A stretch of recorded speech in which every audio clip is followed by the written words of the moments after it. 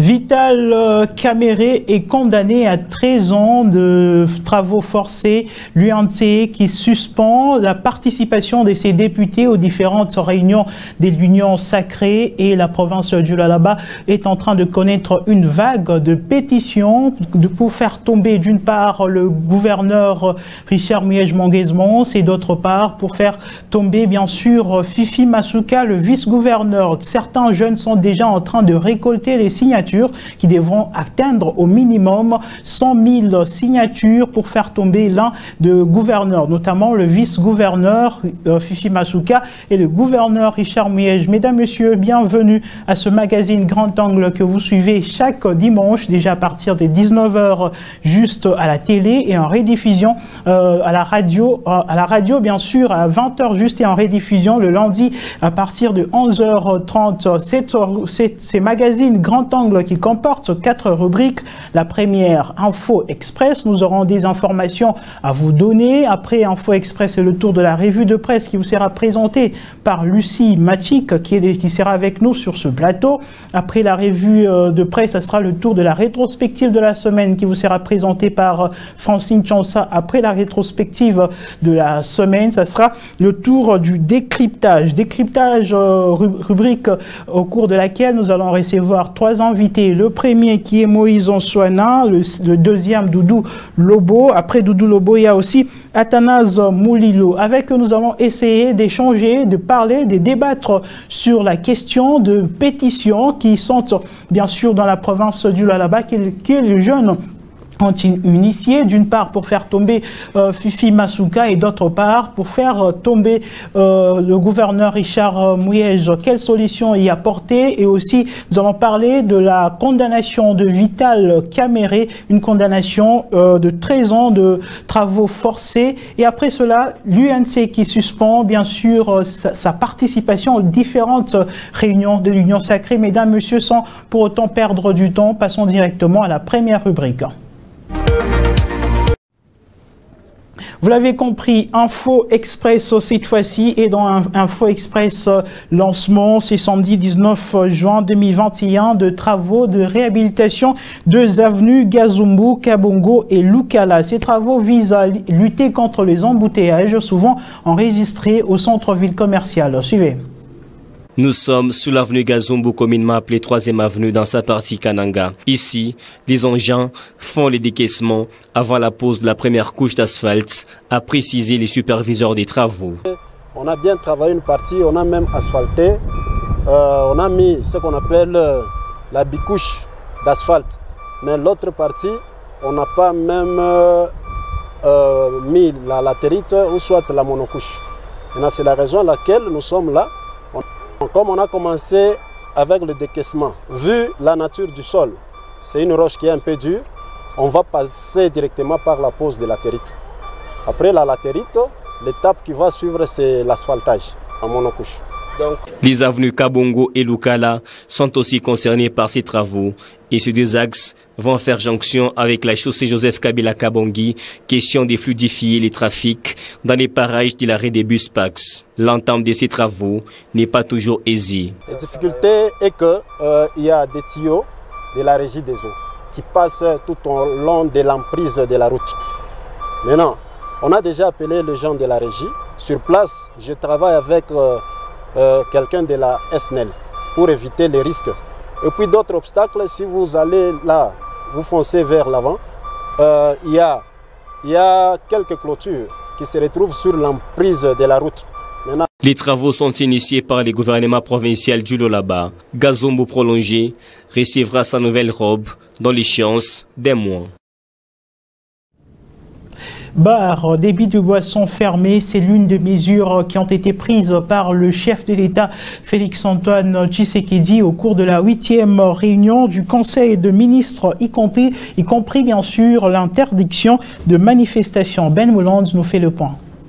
La sentence est tombée le vendredi soir à Bunia au cours du Conseil des ministres présidé par le président de la République, en imposant d'abord au bar, débit de boissons, le marchand à la sauvette, une fermeture effective pour une durée indéterminée. Un durcissement des mesures de lutte contre la propagation de la Covid-19 qui s'explique par un taux élevé des cas de contamination depuis les débuts de la 3e vague de ce virus. La population de la RDC est appelée à porter désormais les masques partout, avec un accent particulier dans des milieux publics. Les avis de fermeture des bars sont partagés. Au Lualaba, particulièrement à Kolwezi, ce samedi, les portes des bars grandement ouvertes. Les nouvelles mesures méconnues du public et notre grand secteur est très frappé par les effets du Conseil des ministres de Bunia, c'est les transports. Dans le transport en commun, seuls 50% de la capacité d'accueil sera tolérée et tous les passagers doivent être assis. Les mototaxis sont autorisés à prendre qu'un seul passager. Les couvre-feux restent maintenus de 22h à 4h. La PNC et les services de sécurité sont tenus de veiller au respect de ces nouvelles dispositions. Mais il y a encore du chemin pour que les Lualaba s'alignent derrière ces mesures. Mesdames, Messieurs, Lucie Machik va devoir nous rejoindre sur ce plateau juste après cette courte transition. La revue de presse, c'est avec Lucie Machik à qui nous disons la bienvenue. Merci, Raphaëlo. Mesdames, Messieurs, directement passons à la revue de presse Ewangu.info qui publie Exeta 2021. Tony Mwaba confirme le début des épreuves hors session le 12 juillet prochain. Effectivement, le ministre de l'enseignement primaire, secondaire et technique, Tony Mwaba, a effectué ce samedi 19 juin une visite à l'inspection générale afin de se rendre compte du préparatif des épreuves hors session d'examen d'État 2020-2021. Quant à l'inspecteur général de l'EPST, Jacques Odia, de son côté, a confirmé que tous les colis contenant les items sont déjà prêts et seront remis aux inspecteurs provinciaux de ce 25 juin 2021. Notons que 700 000 élèves sont attendus sur le territoire national pour ces épreuves. Et Actualité.cd qui publie là-bas, le mouvement Vecha projette une marche et un sit-in à Kolwezi pour exiger et dénoncer l'injustice contre Richard Miege et la loi Tiani. Justement, le mouvement citoyen Vent du Changement projette une marche publique et un sit-in à partir du 23 jusqu'au 25 juin. Ce mouvement pro-démocratie organise ce manifestation pour dénoncer l'injustice dont est victime le gouverneur du Lualaba, Richard Miege, et dénonce aussi le projet de proposition de loi défendu par Noël Tiani, jugé de discriminatoire. Et restons toujours dans la province du Lualaba, les pétroliers appelés au respect de la réglementation sur l'implantation de stations-service. C'est 7 sur 7 qui publie. Le ministre provincial des hydrocarbures ad intérim du Lualaba, Jules Kabouit, a eu une séance de travail le vendredi 15 juin avec le responsable de la compagnie pétrolière de la ville de Kolwezi, chef-lieu du Lualaba. Au cours de cette rencontre, Jules Kabouit a appelé ce pétrolier au respect de la réglementation sur l'implantation des stations-service en vue de protéger l'environnement. De leur côté, les pétroliers ont invité le gouvernement provincial à mettre à leur disposition des véhicules anti-incendie.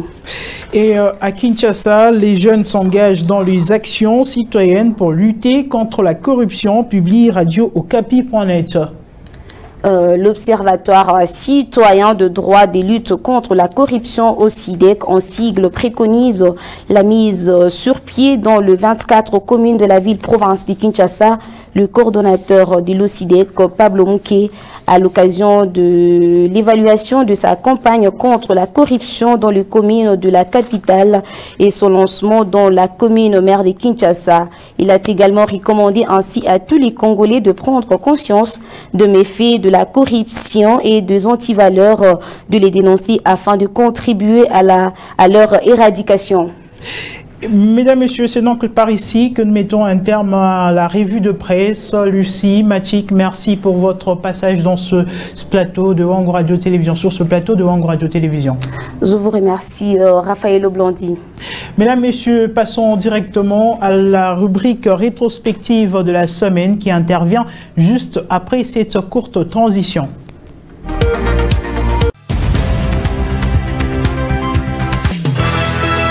Mesdames et messieurs, bienvenue dans cette rétrospective de la semaine. Les employés de l'entreprise minière des Iwa ont fait un sit-in devant l'hôtel du gouvernorat, réclamant ainsi une amélioration des conditions de travail et la signature du contrat à durée indéterminée. La qualité d'un donneur de sang exige les conditions médicales, c'est notamment la compatibilité de sang du donneur et du patient. Cette évidence est confirmée par les professionnels de la santé, le Dr Jimmy, à l'occasion de la Journée mondiale des donneurs de sang célébrée chaque 14 juin de l'année. Et de l'autre côté, le président de la République, Félix Tshisekedi, séjourne à l'est de la RDC depuis le week-end. Sa présence dans cette partie du pays est de s'enquérir de la situation et des dégâts causés par l'éruption volcanique. Mardi 14 juin 2021, le ministre national des classes petites et moyennes entreprises artisanat a par son service technique l'Office de promotion des petites et moyennes entreprises congolaises organisé le même mardi au Lualaba un panel sur l'inclusion financière. Toujours au Lualaba, après le cri d'alarme et de détresse des usagers des routes du centre-ville commercial, l'Office de voirie et drainage vient d'entamer ce même mardi l'opération Zéro Trou qui consiste à boucher les trous sur les artères principales de la ville commerciale. Et le chef de l'État, Félix Tshisekedi, a annoncé le mardi quelques nouvelles mesures visant à lutter contre la troisième vague de Covid-19 qui se vit au pays depuis le début du mois de juin. C'est notamment la fermeture de boîtes de nuit et discothèques. Le 15 juin de l'année, l'humanité tout entière célèbre la journée de lutte contre la maltraitance de personnes âgées. À ces sujets, nous avons fait un zoom à l'hospice de vieillards situé dans la commune Manika où ces personnes vulnérables devraient avoir une assistance matérielle et financière pour leur survie. En sport, le FC Céleste de Kinshasa a éliminé l'AC Rangers lors d'un match comptant pour le premier tour de la Coupe du Congo de football, la 56e édition jouée au stade de Martyr. 1-0 en faveur des Célestes était le score final du match.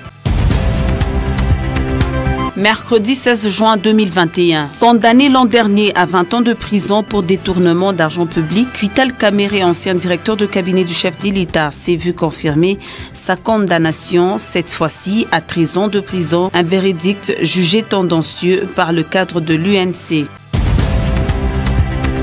Célébration le même mercredi de la Journée internationale de l'enfant africain par les enfants de la province sur l'organisation du commissariat général du gouvernement en charge des affaires sociales et humanitaires. C'était dans la salle du restaurant Joseph Center et le gouvernement du Lualaba se décide de lutter contre la maltraitance des enfants.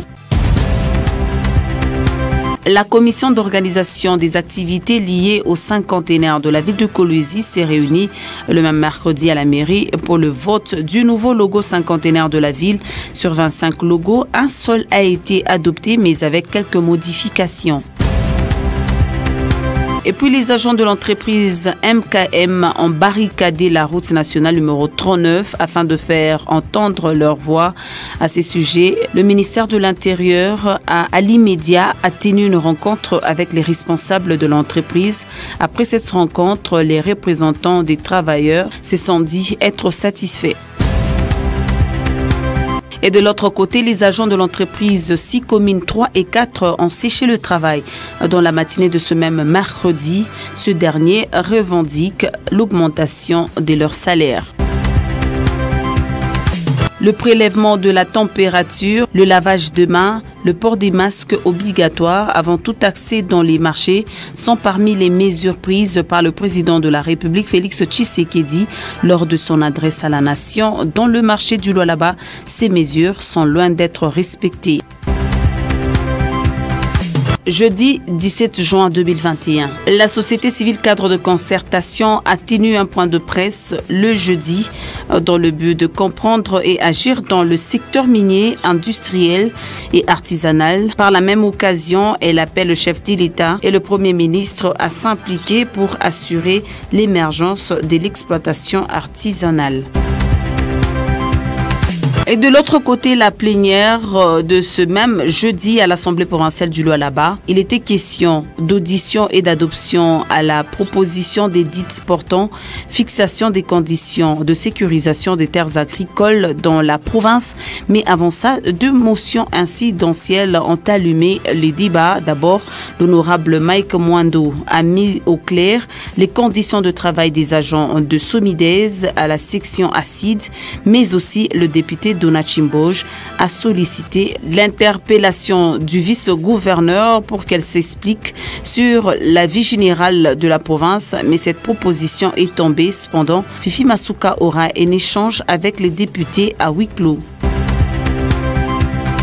Le bourgmestre de la commune de Fungurume a acheminé 3 véhicules pimpin neufs auprès du vice-gouverneur. Il s'agit de 2 jeeps et un corbillard. Fifi Masuka a réceptionné ces engins du gouvernorat de province en présence de quelques membres du gouvernement. Et en sport, Constant Omari n'est plus le président de la Fédération congolaise de football association. Il a jeté l'éponge le mercredi devant la presse sportive quinoise. Nous notons que Constant Omari a passé 18 ans à la tête de la FECOFA. Vendredi 18 juin 2021, les ex-agents GICAMINE démobilisés vers les années 2016 ont pris d'assaut la direction générale de la Caisse nationale de sécurité sociale pour revendiquer leur cotisation pension dans le cadre du social. Depuis quelques jours, les jeunes de différentes structures sont en train de récolter des voix, d'autres pour déchoir le vice-gouverneur Fifi Masuka, d'autres par contre pour faire tomber le gouverneur Mouyej, une situation mal digérée par le Conseil provincial de la jeunesse. Et les pétroliers de la province du Lualaba ont été sur la même table avec le ministre provincial ad intérim des hydrocarbures, Jules Kabouit, au menu de leur échange, la sécurité des stations de service et la réglementation de toutes les entreprises du secteur. Le vice-gouverneur a accordé une audience aux responsables de l'entreprise Tegra INCC au menu de leurs entretiens, la relance des travaux de réhabilitation de la route nationale numéro 39 et d'autres routes d'utilité publique. Le vice-gouverneur a démarré une série de visites d'investigation dans les entreprises minières. Fifi Masuka était dans les installations de l'entreprise Thomas Mining pour se rendre compte des conditions de travail des jeunes Lualabais. Enseignement, contrairement à Lubumbashi où les écoles conventionnées catholiques ont grévé pour faute de paiement, au Lualaba la situation est calme dans les écoles. Et les élèves de l'école primaire Manika 1 de la cité Manika apprenant dans des conditions déplorables. Cette école étatique est dépourvue des bancs. Certains apprenants de la première année écrivent sur leurs genoux. Et en sport, c'était une joie d'une courte durée après avoir battu le FC Lupopo en match à élimination directe de la Coupe du Congo. FC Sion de Kolwezi s'est arrêté devant le FC Don Bosco 0-1. Ainsi, le rêve de sioniste du Lualaba s'achève. Mesdames et messieurs, c'est la fin de cette rétrospective de la semaine.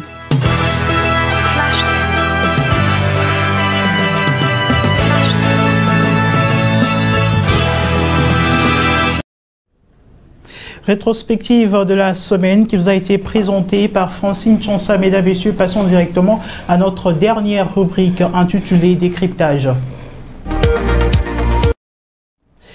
Et décryptage, on commence par cet élément. Condamné l'an dernier à 20 ans de prison pour détournement d'argent public, Vital Kamerhe s'est vu confirmer sa condamnation et sa peine réduite en appel à 13 ans de travaux forcés. Reportage.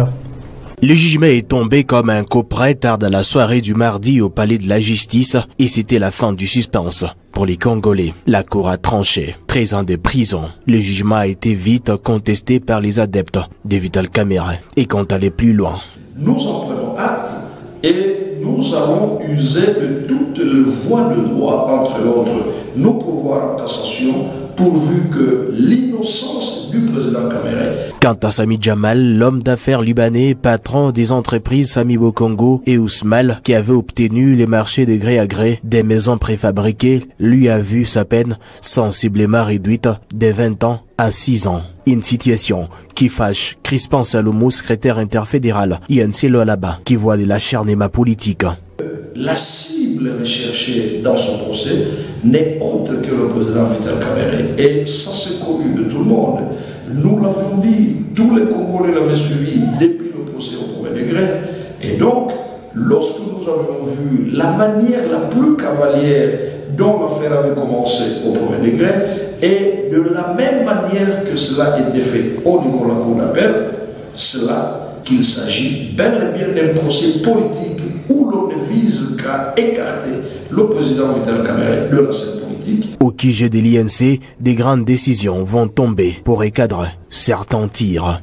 Nous allons prendre des grandes décisions qui pourront faire que nous puissions nous faire respecter et avec nos partenaires et avec tout le monde et surtout que notre président puisse recouvrer ses droits. C'est donc un dossier à suivre. Et parmi les décisions qui ont été prises au niveau de l'UNC, ces partis politiques chers à Vital Kamerhe suspendent donc la participation de ces députés aux différentes réunions de l'Union sacrée. Mesdames, Messieurs, parlons d'abord de ce tout premier sujet. Comme vous le savez, il y a des sujets. On commence par ce premier, la condamnation de Vital Kamerhe. Et sur ce plateau, il y a 3 invités. Le premier, c'est Monsieur Athanase Moulilo, à qui nous disons la bienvenue. Merci beaucoup. Monsieur Moïse Onswana, merci à vous aussi d'avoir accepté notre invitation. Merci aussi à vous pour la marque de considération. Monsieur Doudou Lobo, soyez les bienvenus également dans ce magazine Grand Angle. Un honneur pour moi pour penser à moi ce soir et je vous remercie aussi pour ça. Monsieur Athanase Moulilo, on a tous suivi. Quelle a été votre première lecture personnelle face à cette condamnation de Vital Kamerhe? Merci beaucoup pour la question. Ma réaction est celle-ci. Vous savez, Kamerhe a été condamné 20 ans de prison forcée et après, aller en appel, il a été un peu acquitté pour quelques mois et quelques années de plus. On a réduit un peu jusqu'à 13 ans. 13 ans. Mais sinon, vous savez... Si et seulement s'il y avait eu quelqu'un qui devrait quand même être condamné, pour moi, je pensais que c'était Jamal. Pourquoi? Parce que Kamerhe, lui, était facilitateur, je peux le dire comme ça. Parce que jusque-là, c'est lui qui était... c'est lui qui avait signé les contrats pour les problèmes des camps fabriqués, ce n'était que Jamal. Mais sinon, Kamerhe, lui, était, tant que directeur des cabinets du président de la République, était là uniquement pour faciliter le contrat de Jamal puisse quand même bien passer. Mais voyez aujourd'hui, Kamerhe qui est aujourd'hui en appel à 13 ans de prison et que Jamal a 6 ans de prison. Et ainsi que Mouima, une année. Donc Mouima, pour dire, il est libéré pour bientôt là. Vous voyez, c'est pourquoi Kamerhe lui-même a dit il est question de la République ici. Et comme il est question de la République, les choses que moi je peux dire, et voire même peut-être sens de conseil pour le cadre ou soit le parti l'INC, il fallait quand même qu'il soit apaisé parce que aujourd'hui c'est la prison qui se souvient aussi les problèmes de l'histoire de Mandela Et c'était de la prison à la présidence. Tout est possible. Demain ou après-demain, Kamere sortira de la prison et à la présidence. Merci, M. Athanase. M. Moïse Soana, vous avez aussi suivi cette condamnation. Quelle a été votre lecture personnelle d'abord quand vous avez aussi suivi, appris bien sûr, la réduction de peine de Vital Kamerhe? Merci beaucoup. Merci une fois de plus à tous les téléspectateurs qui nous suivent en ce moment sur Wangu. Et au fait, en tant que citoyens congolais, nous avons tous constaté un peu de l'acharnement dans ces procès, parce que déjà dès le départ, nous l'avons bien suivi dès les premiers jours du procès. Jusqu'ici, moi personnellement, je n'ai pas trouvé en quoi Kamerhe serait condamné jusqu'à 20 ans de prison. Bien sûr qu'on est en train de dire qu'il est auteur intellectuel de tout ce qui a eu fraude, détournement et autres. Mais au moins, la personne qui devrait subir cette condamnation serait la personne qui a palpé du doigt la réalité de l'affaire. Mais lui, il n'a joué qu'un rôle étant un facilitateur, comme mon co-débatteur venait de le dire aussi, étant un auteur intellectuel de ce qu'eux-mêmes ont estimé comme fraude des deniers publics. Mais cette réduction de peine de 20 à 13 ans, je trouve qu'il y a encore une intention qui est cachée jusqu'ici, parce que le véridique dont nous attendions, c'était d'abord celui de nous faire voir réellement à quel point Kamerhe était reproché. Vous voyez, parce que même lui-même avait posé cette question au juge, dire que j'ai besoin de savoir en quoi je suis reproché et de quoi je suis condamné exactement. Donc il était question d'abord d'éclairer la lanterne de toute la population, parce que nous sommes en train de parler de l'indépendance de la justice. Et nous qui sommes peut-être profanes en matière juridique, il était très important de nous éclairer que nous, voilà, Kamerhe est condamné parce qu'à ce niveau, son forfait s'est tracé à ce niveau, et cela pourrait quand même mettre dans la tête de tout le monde que voilà, il est reproché de ceci ou cela. Mais parler de l'auteur intellectuel, de fraude et autres mots, ça, jusque-là, ça persiste un peu flou dans nos têtes en tant que citoyens congolais. Et nous voudrions bien que le parti de Kamerhe, qui est INC, ils doivent continuer les démarches, parce que jusque-là, l'espoir n'est pas encore totalement fini. Il y a encore la Cour de cassation qui reste. Si peut-être ils pouvaient encore atteindre ces niveaux, on attendrait un autre véridique dans un autre sens. Merci M. Moïse. M. Doudou Lobo, vous êtes, nous rappelons que vous êtes membre cadre de l'UDPS, et face à cela, quelle a été d'abord votre première lecture en termes de condamnation de Vital Kamerhe qui a vu sa peine bien sûr être réduite? Une lecture avec beaucoup plus de peine, parce que Kamerhe c'est notre allié de taille, Kamerhe c'est l'un de nous, il a marché avec nous. Nous sommes surpris aujourd'hui quand il est en prison, mais ce que moi je m'insurge, c'est contre les gens qui disent qu'il y a l'acharnement, et cet acharnement vient du président de la République, ou l'hypocrisie, ou soit de l'UDPS. C'est là que je suis venu intervenir pour dire nous devons cesser avec de telles bêtises dans nos bouches. Quand on dit que Vital Kamerhe y est pour quelque chose, parce que c'est lui qui était le coordonnateur des travaux de 100 jours. Il connaissait les circuits, il signait, il faisait, il donnait même des ordres. Et quand la justice trouve qu'en donnant des ordres, il y a quelque part où il y a l'argent de l'État qui manque, mais la justice a droit de poser la question à M. Vital Kamerhe pour savoir la destination de cet argent. Ce n'est que normal. Parce que Vital Kamerhe étant le directeur des cabinets du président de la République, il est d'office un agent de l'État, ensemble avec Moïna. D'ailleurs, quand vous parlez aujourd'hui à ce que comment Jamal a écopé que 6 ans, parce que ce qu'on les reproche, c'est un problème de détournement. Quand on parle de détournement, c'est par rapport aux agents de l'État. Qui représentait d'abord Vital Kamerhe dans les travaux de 100 jours? Il était le coordonnateur. Il joue quel rôle, ou il occupe quel poste au sein du gouvernement? Il est le directeur de cabinet du chef de l'État. Enfin, pour aller un peu vite et faciliter aux autres quand même de parler, vous allez comprendre que les dernières paroles de Vital Kamerhe dira, les jours de son première audience, ce n'est pas moi qui ai poursuivi, mais c'est le président de la République. Il a répété une phrase en 4 langues. Boalou Boaditunga, Mambo ya Mugini, tout ça, il a parlé pour montrer que c'est un bon parleur. C'est bien. Mais il fallait qu'il puisse convaincre maintenant le juge. Mais malheureusement, il n'avait pas eu de conviction. Maintenant, moi, je suis en train de me poser la question de savoir, quand vous êtes en train de dire qu'il y a l'acharnement, il y a l'IDPS, il y a le président de la République, c'est à quel niveau? Merci. Parce que Vital lui-même a dit, c'est un problème qu'on ne me poursuit pas. On ne me poursuit pas. On est en train de poursuivre le président de la République. Merci, monsieur. Merci, monsieur Doudou. On va revenir sur vous le temps que tout le monde parle. Monsieur Athanase Moulilo, il y a déjà, comme vous le voyez, monsieur Doudou venait de parler d'un acharnement du président de la République, Félix-Antoine Tshisekedi. Est-ce un moyen, selon vous, un moyen d'écarter politiquement Vital Kamerhe sur la scène politique, l'écarter sur la scène politique? Nécessairement, chers journalistes, c'est un moyen d'écarter le président de l'INC politiquement. Parce que nous qui sommes politiques aujourd'hui, vous savez, si voire même nous avons besoin d'avoir le pouvoir, pas avoir le pouvoir dans cette façon-là. Parce que si aujourd'hui, nous parlons de président de la République, c'est parce que le président de la République a été associé à quelqu'un qui connaît bien et qui maîtrise bien la matière. Parce que si aujourd'hui, vous entrez dans un monde politique et vous n'êtes pas derrière un homme politique de taille, vous risquerez de tomber.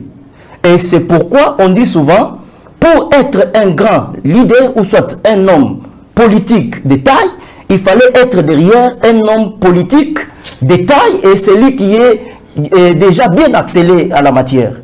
Et si aujourd'hui, le président de la République est président de la République, c'est parce qu'ils ont fait coalition avec l'INC. Et l'INC a fait et a donné des meilleurs de soi pour y arriver à mieux convaincre la population et mieux faire jusqu'à tel point aujourd'hui, le président de la République est là où il est. Et si aujourd'hui, voire même vous pouvez voire même vous poser la question, nous étions avec vous hier, et aujourd'hui, je suis poursuivi. Et votre cheval de bataille est la justice. Et si, moi, étant que votre frère, à qui nous étions ensemble dans une coalition, et que je suis poursuivi, d'abord toi-même, tu dois te poser des questions. Pourquoi? Et c'est pour quelle raison? C'est parce qu'il est mon directeur de cabinet. Et quel était d'abord leur contrat? Leur contrat de Nairobi, c'était si aujourd'hui Félix Tshisekedi est président de la République et demain Félix Kamerhe soit le premier ministre. Chose qui n'était pas faite. Pourquoi? Parce qu'ils étaient dans un mariage. Et aujourd'hui, Kamerhe est en prison. Et le président est là. C'est lui qui est d'abord le garant de la bonne fonctionnement de la nation. Son frère en prison, va même là où il est, il doit quand même voir et penser au-delà de ça. Pour moi, étant qu'acteur politique, je peux dire, c'est une manière d'écarter systématiquement, si je peux aller plus loin, politiquement, pour dire en 2023, comme les messieurs n'ont pas eu ce qu'ils attendaient d'avoir, et en 2023, il doit se réveiller pour dire que non, il sera aussi candidat. Et s'il sera candidat en 2023, on aura un candidat de taille. Merci. Je ne suis pas ici peut-être le porte-parole de l'INC. Moi, je ne fais que peut-être analyser les faits. Et en 2023, si Kamerhe revenait à la machine, il doit quand même, ça doit avoir quand même une concurrence avec le président de la République, jusqu'à tel point peut-être. Merci, monsieur. Il doit... Monsieur Athanase, merci. Monsieur Moïse Onsouana, est-ce que le fait d'avoir accepté d'être directeur de cabinet du président de la République a été la plus grande erreur de Vital Kamerhe? Ouais, en fait, je comprends ici qu'il y a un peu de l'agitation. Parce que quand j'ai suivi M. Doudou dire... il y a des gens qui parlent de l'acharnement de la part du président, de la part de l'IDP, ce n'est que lui-même qui l'a dit parce qu'il comprend qu'il y a quelque chose. En fait, je ne suis pas très politique pour parler de politique, Mais ce qui est important ici, lui-même aussi, le président Kamere, bon, je l'appelle président parce qu'il est le président du parti UNC, au fait. C'était une grosse bêtise, moi personnellement, parce que déjà, au départ, vous savez, c'est ce qui détruit nos politiques. Nos politiques actuelles, ils visent plus les intérêts personnels, les intérêts égoïstes. Lorsqu'il s'agit d'un poste stratégique, on s'est dit là-bas, on peut mieux que ailleurs, parce qu'on s'est dit déjà quand on est Premier ministre, on serait... le chef même du gouvernement. On serait chef du gouvernement, bien sûr, mais on serait contrôlé par les parlements et il y aurait peut-être des motions de censure un certain jour si on ne travaille pas convenablement. Alors, il fallait trouver un poste stratégique qui est celui d'être un dircap du président de la République, parce que c'est un poste, on peut dire, de quelqu'un qui est intouchable et il ne répond à aucune des institutions. Il est redevable à son chef direct qui est le président de la République. En fait, ici, j'ai compris que nos politiques doivent seulement travailler pour l'intérêt de la population. Parce que des fois, lorsque vous cherchez vos propres intérêts, c'est comme ça que ça tourne des fois en vinaigre. Et quand ça tourne en vinaigre, c'est maintenant aujourd'hui la population qui en pâtisse, ce sont les jeunes qui s'élèvent par-ci, par-là et tout. Bon, parler de l'acharnement ici de la part de l'IDPS ou du président, bon, moi je m'en abstiens parce que je ne sais pas au fait ce qui se passe exactement, mais nous avons fait un jugement d'analyse qui est celui de voir comment le procès s'est déroulé jusqu'à ce niveau où Kamere se retrouve en prison, condamné de 20 ans de travaux forcés, en même temps réchangé en 13 ans. Bon, quels sont les motifs, hein? Quelles sont les raisons qu'ils ont trouvées pour quitter de 20 ans à 13 ans? Tout ça, ça pouvait être expliqué à la population parce que apparemment c'est comme si ce sont des choses qui se sont passées par un bâton magique. Quelqu'un qui est condamné aujourd'hui à 20 ans, le lendemain on réduit à 13 ans, l'autre on les réduit à 6 ans, l'autre à 1 année. Mais quelles sont les raisons valables? Et ce sont ces raisons qui devraient encore ouvrir un débat de tous les deux partis pour essayer de s'affronter encore de nouveau et voir à quel niveau la personne serait condamnée exactement. Merci Monsieur Moïse. Monsieur Doudou Lobo, l'UDPS a pris acte de la suspension de la participation des députés de l'UNC aux différentes réunions de l'Union sacrée. Et à voir tout cela, pourquoi l'UDPS est resté calme sur ce retrait ou cette suspension de participation? L'UDPS est calme, il prend juste acte. Merci. Vous devez savoir que nous avons cheminé ensemble avec le président Kamere. Il nous avait beaucoup aidé. Nous avons fait la campagne ensemble. Nous avons lutté ensemble jusqu'à obtenir le poste de la magistrature suprême. Alors, si votre analyse est biaisée, mieux vaut se taire plutôt que de donner des arguments de la situation que vous n'avez pas de maîtrise. Dans le sens que vous devez connaître les contours d'abord des accords de Nairobi. C'était prévu à ce que quand le président Tshisekedi sera le président et que nous avons la majorité parlementaire, le président Kamere devrait occuper le poste du Premier ministre. Mais malheureusement, quand nous sommes arrivés sur le terrain, faute de moyens et du temps, parce qu'on n'avait pas suffisamment de moyens pour battre campagne, et selon ce qui a été déjà fait par nos amis de l'FCC, ils avaient déjà dessiné leur pouvoir même en étant président, en ayant président de la République comme était Félix Tshisekedi, et ils vont occuper toujours 80% du pouvoir. Alors, quand nous sommes arrivés face à cet obstacle, nous avons vite compris qu'il n'y avait pas là où il fallait mettre le président Kamere. Alors, ils se sont convenus et nous avons accepté qu'il soit notre directeur de cabinet. Ce n'est pas mal. Nous avons manifesté encore notre deuxième volonté, d'autant plus qu'il n'y avait pas moyen d'appliquer l'accord de Nairobi, faute de la majorité parlementaire. Ça, c'est un de deux. Si vous regardez dans cet accord-là, là où vous ne comprenez pas, veuillez quand même vous réveiller. Je pensais que vous allez m'amener quand même le politique pour qu'on parle de la politique. Monsieur Doudou, on est sur le silence de l'UDPS. Pardon? Le silence de l'UDPS face aux différentes décisions qui ont été prises par l'UNC. Ok, c'est ce que je suis en train d'expliquer. Le silence de l'UDPS est très significatif, dans le sens que l'UDPS a cheminé ensemble avec VK. Dans notre accord là, de Nairobi, on n'a jamais souligné à ce que allons chercher le pouvoir, si tu détournes, moi je vais te couvrir. Non. Dans l'accord, il y a eu le problème de renforcement de l'état des droits. On n'a pas dit assez que quand on sera ici, nous allons commencer à interférer les institutions, surtout de la justice. Jamais. Alors, nous avons vite compris que l'affaire se trouve à la main de la justice. Nous sommes en train de compatir ensemble avec eux. Mais nous ne pouvons pas interférer parce qu'on ne peut jamais politiser un appareil judiciaire comme dans des régimes passés. Nous, on devrait donner les modèles. Maintenant, nous, qu'est-ce qu'on va faire? Parce qu'on n'a pas de magistrats de l'UDPS, on n'a pas même des avocats généraux de l'UDPS. C'est un appareil par entier qui n'a rien à voir avec les partis politiques. Pourquoi politiser, chercher à politiser la justice? C'est là où nos amis de l'UNC n'ont pas encore compris. Alors, s'ils se retirent, moi je trouve, ils nous avaient trouvé dans le combat, ils nous avaient trouvé en train de faire le problème de Genève et nous nous sommes séparés avec les amis de l'Abouka. Nous avons dit avec ou sans la machine à voter, allons de l'avant. Ils sont venus se rejoindre à nous. S'ils prennent aujourd'hui, s'ils ne savent pas aujourd'hui la décision de nous quitter, on les souhaite que bonne chance. Et je sais, en donnant même les mots d'ordre aux députés, aux mandataires, même qui que ce soit de l'UNC, de quitter ces postes, ça ne sera pas facile et ça sera la disparition totale de l'UNC. Parce qu'ils n'ont pas de nerfs solides à supporter la politique des chaises vides. Comprenez-moi, chers co-débatteurs. Ils n'ont pas de nerfs solides à supporter la politique des chaises vides. Si ce n'est que nous, de l'UDPS, d'ailleurs, nous en avons l'exemple et l'expérience d'ailleurs, de surcroît.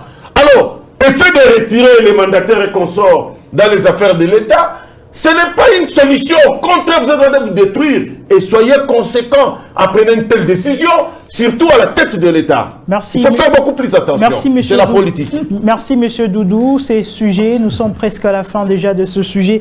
Et monsieur Doudou, en termes de conclusion, d'abord partielle, en termes de ce premier sujet, condamnation de Vital Kamerhe, quelle est la part de l'UDPS et du président de la République? L'INC ne peut pas vouloir un état de droit en cherchant à ce que le président de la République puisse interférer. Il nous avait trouvé dans la lutte. Eh bien, s'il nous quitte, tant mieux, bonne chance. Nous n'avons rien à dire à ces propos. Nous les souhaitons tout simplement, mais je sais qu'ils n'ont pas de nerfs solides, ça c'est vrai. De deux, je vais vous dire ceci. La lutte que nous avons dans ces pays, c'est d'abord asseoir la justice. Parce que la Bible déclare assez que la justice élève une nation. Et si je suis en train de voir de telles réactions, eh bien, là, l'UDPS va se calmer. D'abord, si vous regardez, j'étais sur ce plateau un jour, je vous ai dit, j'ai reçu les instructions très fermes plutôt, de notre hiérarchie du parti, pour me dire de ne plus faire des commentaires sur l'affaire Kamerhe. Mais quand je trouve qu'on est en train d'accuser l'UDPS, même le président de la République, en disant qu'il est aussi complice par rapport à l'arrestation qui est due d'ailleurs à un détournement intelligent. Chers journalistes, un détournement intelligent. Une fois dans l'histoire du monde, on est en train de dire à un homme politique qu'il a fait un détournement intelligent. C'est pour vous dire que c'est un détournement bien planifié. Il pouvait même... Et puis, je vais conclure pour vous dire, dans cette affaire, est-ce qu'il y a moyen de me citer même un seul membre de l'UNC qui est impliqué? Il n'y en a pas. Il n'y a que les membres des familles. Cela vous dire que quand il faisait cette histoire, même nos amis de l'INC qui parlent, au lieu de se battre pour la population maintenant, Doudou, et se battre pour leur leader. C'est une perte du temps. C'était question à ce qu'ils voient. Est-ce que dans cette affaire, il y a l'un de nos camarades? Non. Donc c'est une affaire purement privée. Merci, monsieur Doudou. C'est votre conclusion pour ce premier sujet. Monsieur Moïse Soana, quelle peut être votre contribution et conclusion en termes de ce sujet, condamnation de Vital Kamerhe? Ah oui, exactement. Surtout que vous êtes jeune, oui. Un message à tous les jeunes qui pour le moment s'agitent. Nous, en tant que jeunes, déjà, c'est un mauvais exemple à prendre de voir comment les politiques se divisent parce qu'ils sont en train de s'écafouiller les intérêts. Aujourd'hui, j'ai entendu M. Doudou le dire tout haut combien l'INC qu'ils partent comme ils veulent parce qu'ils nous ont trouvés dans les combats, mais pendant qu'ils étaient en train de chercher le pouvoir, ils ont voulu être à côté des autres. Vous comprenez que la politique, c'est pas quelque chose à suivre trop parce que ce sont des gens qui nous manigancent et qui nous détruisent, nous, en tant que jeunesse. Parce que aujourd'hui, ils peuvent se dire d'accord, ils se serrent les mains et le lendemain ils deviennent ennemis, ils se disent au revoir parce que tu m'as trouvé dans la lutte. On t'a trouvé dans la lutte, mais pourquoi tu n'as pas si conquérir la lutte toi-même? Tu as voulu être accompagné. Aujourd'hui, à cause d'un problème, tu préfères dire au revoir parce qu'il y a eu ce qu'il y a eu. Moi, je pense que quand vous vous gérez soutien, c'est dans les purs, dans les moments difficiles, partout, vous devez toujours soutenir que vous êtes ensemble. Mais aujourd'hui, si M. Doudou, parlant au nom de son parti qui est IDPS, nous dit ici, si l'INC veut partir, qu'il parte. Déjà, je dis, ce ne sont pas des bons exemples à suivre. En tant que jeunes, si nous avons un jour des ambitions, nous saurons quoi faire, pas suivre les politiques en ce sens qui sont faciles à se trahir entre eux. C'est une très mauvaise leçon pour la jeunesse. Merci M. Moïse Ansouana. M. Athanase Moulilo, quelle est votre conclusion partielle juste pour ce premier sujet? Merci beaucoup pour la question. Ma conclusion sera comme suit. Vous savez, M. Doudou vient de dire ici qu'il fallait que non, si, et seulement si l'INC veut partir, qu'il parte. Vous savez, lorsque vous voulez quand même conjuguer quelque chose, il fallait quand même faire tourner la langue, peut-être cette fois, pour mieux le faire sortir. Si et seulement si vous étiez très fort, vous devriez quand même aller vous seul et conquérir le pouvoir vous-même. Et lorsque vous vous êtes senti que vous étiez incapable, c'est pourquoi vous étiez ensemble, vous êtes partis se joindre avec l'INC pour que vous puissiez faire chemin ensemble. Et votre but, c'était de conquérir le pouvoir et les en avoir. Et si je peux encore aller plus loin, vous savez, si et seulement si l'FCC avaient déjà tracé leur plan pour garder 80% au Parlement, vous aussi, vous aviez déjà tracé votre plan pour que vous puissiez y arriver aujourd'hui dans le problème de l'union sacrée. Votre plan était là. Et vous le savez très bien que si aujourd'hui, Kamere devrait être là où il était tant que directeur de cabinet, il devrait nécessairement maintenant revendiquer leurs droits pour être Premier ministre. Parce que l'FCC faisait leur plan, vous aussi vous avez un plan B. Parce que c'était plan A, vous avez aussi votre plan B. Et votre plan B, c'est maintenant ici. Alors pour sacrifier maintenant votre frère, là j'enchérir déjà mon co-débatteur Moïse Ansouana qui vient de le dire, nous qui sommes jeunes, bon, je suis jeune mais je suis politique, voire même si aujourd'hui il y a les autres qui n'y est, mais nécessairement, c'est que je vous dis non, je suis blanc, je suis politique. Je dis à la jeunesse, nécessairement, si vous manquez à faire, il y a beaucoup d'autres à faire. Parce qu'aujourd'hui, si nous qui sommes politiques, nous sommes en train de nous trahir d'abord de nous-mêmes. Et quel exemple laissons-nous à la jeunesse, nous qui sommes jeunes, parce que c'est nous qui doit être le relevant, c'est nous qui doit venir demain après. Et si aujourd'hui, eux qui sont censés de prêcher par un bon exemple, ils prêchent par un mauvais exemple, alors la jeunesse qui vient derrière vous, vous allez laisser quoi? Merci. Vous allez laisser du désert, j'espère. Merci M. Athanase Moulilo. Certaines structures des jeunes sont en train de récolter des signatures pour faire tomber d'une part le vice-gouverneur Fifi Masuka et d'autre part le gouverneur Richard Mouyège. Quelle solution y apporter? Politique, société civile, jeunes. Mesdames, Messieurs, je vous propose donc ces reportages pour des amples détails. Après une accalmie, les vents d'ajustement emportent encore la jeunesse du Lualaba en général et celle des Kolwezi en particulier. Si c'était en termes de vagues, la troisième vague, elle invite les structures des jeunes à mettre sur pied des pétitions visant la déchéance des autorités de la province du Lualaba presque à tous les niveaux. Certains déjà circulent dans les rues des Kolwezi pour récolter les signatures. Mis dans la tête de Lualabé, pour travailler dans le Lualaba, il faut être de sa tribu. Pour travailler dans le Lualaba, il faut être de père et de mère Lualabé. Les jeunes qui récoltent les signatures pour la déchéance du vice-gouverneur ont promis, hors caméra, d'amorcer leurs activités incessamment. Et les conseils provinciaux de la jeunesse sur le Lualaba condamnent avec la dernière énergie les agissements des jeunes allant dans le sens de déstabiliser la province. Je viens de venir vous dire, signons une pétition contre telle ou telle autre autorité en province, dites non, carrément non. Parce que lui, là, quand il vient avec cette pétition, peut-être lui, il est déjà encouragé. Peut-être lui, il a l'argent. peut-être on l'a donné quelque chose, parce que je ne pense pas quelqu'un faire signer une pétition sans être encouragé. Que ce soit une pétition du côté Richard Mouyej Manguez-Mons, que ce soit une pétition du côté Fifi Masuka, nous disons non et non. Cependant, le président de l'Assemblée provinciale du Lualaba a eu à préciser dans une des émissions sur une chaîne de la place qu'aucune pétition officielle ne vise les gouverneurs de la province du Lualaba, Richard Mouyej Manguez-Mons. La province du Lualaba en ébullition.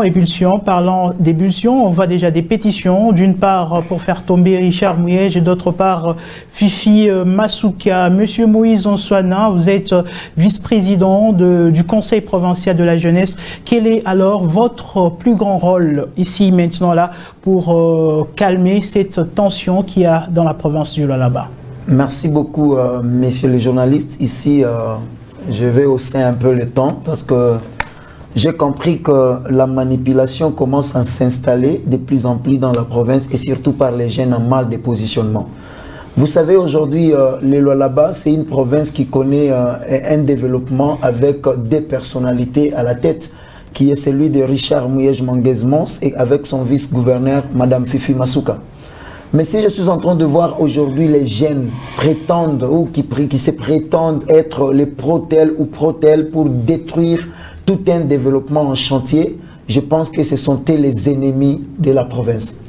Et aujourd'hui, je ne pense pas qu'il y a un politique qui a ce courage-là d'appeler un jeune et lui dire va dans la rue récolter les signatures et autres. Donc ce sont des jeunes qui se cherchent de l'emploi d'une manière indirecte. Vous comprenez un peu? Et nous, les jeunes du Lualaba, nous devons vraiment être ouverts. Parce qu'on a compris que depuis un certain moment, il y a des gens qui viennent nous manipuler et après, ils gagnent leur vie derrière nos dos et nous restons toujours là que nous sommes. Aujourd'hui, la jeunesse du Lualaba, ce qui l'intéresse plus, c'est le manque de l'emploi, c'est le manque du travail. C'est quand on étudie, on a des diplômes, mais on ne sait pas comment entreprendre pour être aussi des responsables. Aujourd'hui, nous osons croire que pour vous retrouver dans la vie au Lualaba, il faut seulement être politique. Et cela commence à dépraver même la mœurs, parce qu'il y a les mœurs plutôt, parce qu'il y a beaucoup de gens qui se disent, il y a nos petites sœurs qui sont en train d'étudier, il y a nos petits frères qui sont en train d'étudier. Et quel est l'espoir que nous sommes en train de donner à ces jeunes nouveaux diplômés qui sont en train de préparer leur avenir? Si nous, qui prétendons être des intellectuels comme on le voit, ou des gens qui réfléchissent comme les autres, plus que les autres, qui se permettent d'influencer les gens dans la province, signer des pétitions contre telle ou telle autre politique. Je pense que ça, ce sont des actes que nous condamnons avec la dernière énergie et nous disons à tout jeune du Lualaba de ne pas céder à ce genre de manipulation. Si quelqu'un vient avec un papier te demander signe la pétition contre telle autorité, dis-lui que monsieur va te faire foutre. Parce que nous n'avons pas besoin de ça, nous avons besoin du développement. Nous avons besoin de voir nos autorités être ensemble. Je viens de le dire ici, nous avons besoin de modèles. Qui sont ces modèles que nous allons suivre, que la province du Lualaba un jour était dirigée par Richard Mouyej Manguez-Mons? Voilà les traces qui nous ont été laissées. Était dirigée, co-dirigée, je peux dire co-dirigée par Madame Fifi Masuka. Voilà les traces qui sont restées. Mais il y a des jeunes en mal de positionnement qui sont en train de se chercher de l'emploi ou d'un positionnement dans la vie, qui sont en train de chercher à brûler les torchons. Là où il y a la paix, là où la paix règne. Le Lualaba est un et nous les jeunes, nous sommes derrière nos politiques ou nos autorités, nous les soutenons et nous voulons les voir ensemble. Merci M. Moïse. M. Doudou Lobo, est-ce une instrumentalisation de la jeunesse face à ces pétitions qui viennent d'entrer déjà dans la population? En principe, sur ce sujet, moi je ne pouvais même pas me prononcer parce que quand je suis en train de regarder ce qui se passe dans cette province, ça m'écoeure au cœur du fait que je n'ai pas eu un mandat de mon parti politique pour parler de ces petits guéguerres d'ordre tribalo-ethnico-politique que vous voulez imbiber là, toute une jeunesse. Ah, moi, ça me fait mal, mais permettez-moi qu'étant citoyen Lualabé, étant Lualabé d'origine de père et de mère, permettez-moi que je vous dise quand même un mot. Donc, cher jeune, ma caméra c'est où d'abord? C'est où c'est? Votre caméra elle est là. La personne qui vient vous présenter la pétition de déchéance, soit contre Matsouka, soit contre Mouyej, non, qu'il parte. Il a déjà eu son argent. Vous serez manipulé jusqu'à quand? Vous, la jeunesse du Lualaba. Et quand vous êtes en train de signer contre notre camp, est-ce que vous êtes en train de prendre toutes les conséquences que vous voulez faire, vous voulez causer dans cette province? 10 provinces pilotes. Tout ce que vous êtes en train de faire, est-ce que vous oubliez que cette province a des origines d'ordre au moins conflictuel? Et vous savez ce que vous êtes en train de faire? Vous êtes en train d'allumer le feu. Et quand vous allumez le feu, c'est bien beau. Mais vous ne saurez pas comment éteindre le feu que vous êtes en train d'allumer.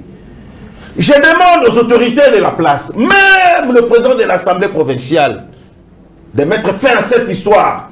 Parce que cette pratique, là où ça va nous conduire, à vos risques et périls. Et on va voir, on vous verra ici en train de dire la paix ici. Message de paix, chanson de paix dans tous les médias de la place. Maintenant, vous êtes en train d'instrumentaliser les gens parce que vous avez des billets verts dans vos poches et maintenant de vos leaders. C'est bien beau. Mais les jours où ça va tourner au vinaigre, je ne sais pas. Jusqu'à ce point du contraire, les problèmes concernant Matsouka et Mouyej, l'IDPS ne s'est pas encore prononcé. Nous avions demandé seulement qu'il y ait la paix. Nous sommes en train de... D'ailleurs, on n'a pas fermé les bouches. Hein. Nous sommes en train de suivre la situation de près.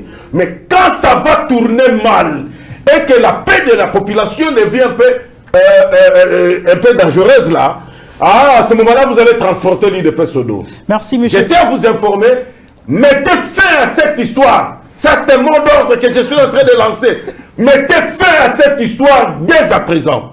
Sinon, un jour, vous allez fuir cette province. Merci, monsieur. Merci, monsieur Doudou. Quelqu'un qui lance la pétition est à Kinshasa. Monsieur Doudou, on va revenir sur vous. Monsieur Doudou, on va revenir sur vous. On va revenir sur vous. Monsieur Athanase Moulilo, quel est donc le rôle des autorités provinciales en place, notamment le vice-gouverneur qui est déjà prêt ici dans la ville, dans la province du Lualaba, ainsi que le président de l'Assemblée provinciale? Merci beaucoup pour la question. Nous sentons vraiment qu'il y a l'absence totale de l'autorité ici au Lualaba. Là, je l'ai dit à tout. Nous sentons vraiment l'absence de l'autorité ici au Lualaba. Chère autorité. Le rôle, quel doit être son plus grand rôle pour limiter ces tensions, mettre la population, soit la jeunesse au calme? C'est pourquoi je t'ai dit, nous sentons qu'il y a l'absence de l'autorité. Pourquoi j'ai dit ça?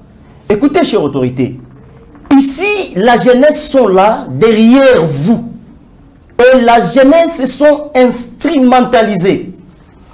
Chers jeunes, celui qui vient aujourd'hui, que vous puissiez signer, premièrement, pour vous dire vrai, il a déjà reçu son argent.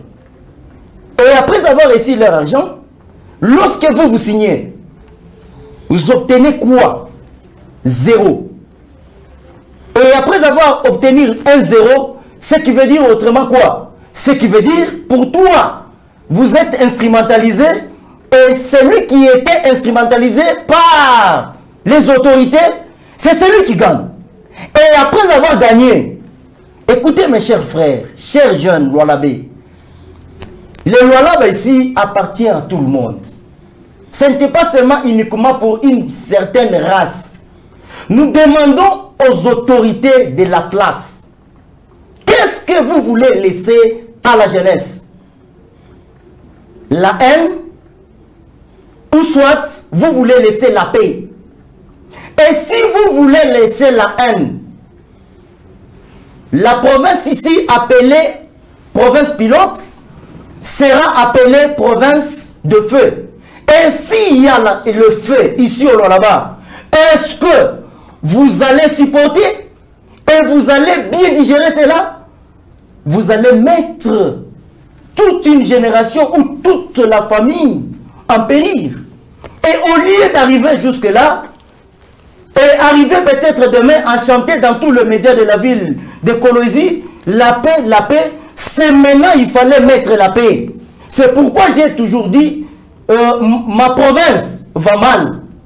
Parce que les autorités, ou soit les préséants, nous qui sommes peut-être méséants, ils nous laissent rien, si ce n'est que la haine. Et si vous nous laissez la haine, vous qui sont aujourd'hui les préséants, que direz-nous de nous qui viennent derrière vous? Merci. Et ça sera de haine en haine, merci, de pire en pire, de mal à mal. Merci. Chers jeunes, retirez-vous dans ça. Celui qui signe les pétitions, il est à Kinshasa le pétitionnaire. Mais il met le fait ici au là-bas. Nous ne voulons pas le fait ici. Merci, nous voulons que notre province, au lieu d'être sur tarmac, et que ça puisse décoller. Merci. Notre province, merci, monsieur Athanase. Ça nous fait trop mal. Merci beaucoup, monsieur Athanase. Nous prenons ceci comme votre mot de conclusion. Monsieur Moïse Ossoana, en tant que CPJ, quelles sont les démarches déjà entreprises à votre niveau pour pouvoir calmer la situation? Merci. Une réunion très stratégique sera très bientôt prise et tenue plutôt, et nous allons organiser toutes choses parce que ici nous avons compris que les jeunes qui sont en train de plus chercher les troubles dans la province, ce sont les jeunes qui n'ont rien à foutre avec la province du Lualaba. Vous comprenez un peu. Et ce n'est pas pour être tribaliste ici ou dire des mots genre nous connaissons. Nous connaissons. Nous connaissons le vrai jeune qui ont les soucis de voir les lois là-bas évoluer. Écoutez, merci. Ici à Kolwezi, nous sommes nés ici, grandis ici. Nous connaissons d'où nous sommes venus avec ces Kolwezi. Merci, monsieur Moïse. Et nous demandons à... Merci, monsieur Moïse. Le temps nous pose problème. Tous les jeunes d'être calmes et se retirer dans ces fabrications qui n'ont rien à faire avec les développements. Merci, monsieur Moïse Ossoana. Merci, monsieur Athanase. Monsieur Doudou, vous allez nous excuser. Vous n'aurez pas un mot de conclusion, faute de temps. Mesdames, messieurs, merci à vous tous qui nous avez suivis. Ce magazine Grand Angle diffusé chaque dimanche à partir des 19h juste et à la radio à 20h juste et en rediffusion à 11h30 le lundi. Merci à vous tous de nous avoir suivis. L'actualité reste en continu sur notre site internet le www.wangu.info. À très bientôt.